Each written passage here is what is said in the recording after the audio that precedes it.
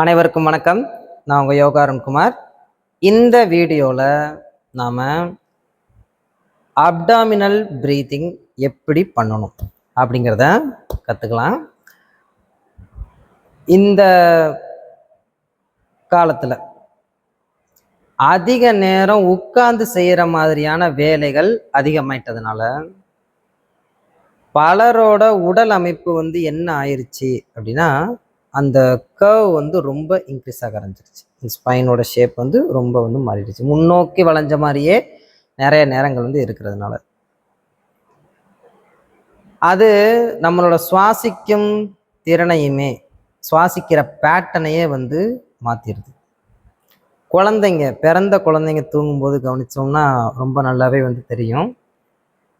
அது சுவாசத்தை உள்ளிழுக்கும் போது வயிறை அழகாக வெளியே கொண்டுட்டு வரும். சுவாசத்தை வெளிவிடும்போது அழகாக அந்த வயிறு உள்ளே போகும். அதுதான் கரெக்டான சுவாசமே கூட.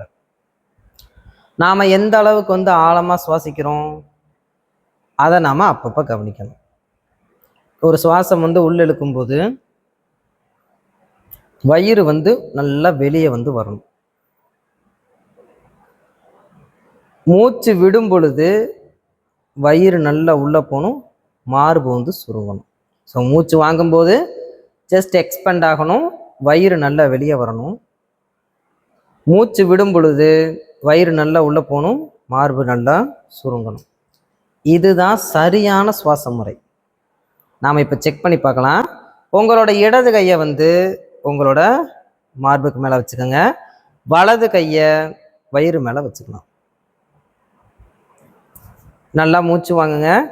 Inhale, take a deep inhale.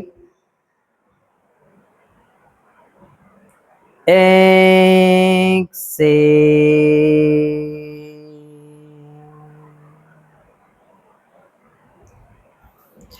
எந்த மாதிரி இருக்குது?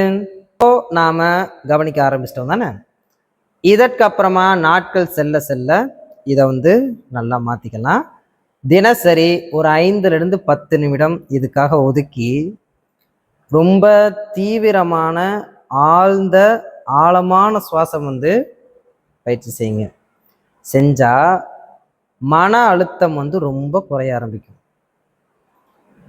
நல்ல பாசிட்டிவான எண்ணங்கள் வர ஆரம்பிக்கும். நிம்மதியாக உறக்கம் வரும். ஒரு திருப்தியான மனநிலை உருவாகும். இப்போ கற்றுக்கிட்ட இந்த விஷயத்த தொடர்ந்து பயிற்சி செஞ்சு இதில் மாஸ்டர் பண்ணுங்கள். மிக நல்ல அற்புதமான பலன்கள் இதில் கிடைக்க ஆரம்பிக்கும். Thank you so much for watch this video. மிக விரைவாக இன்னொரு யோகா பற்றின தகவலோடு உங்களை நான் மறுபடியும் சந்திக்கிறேன்.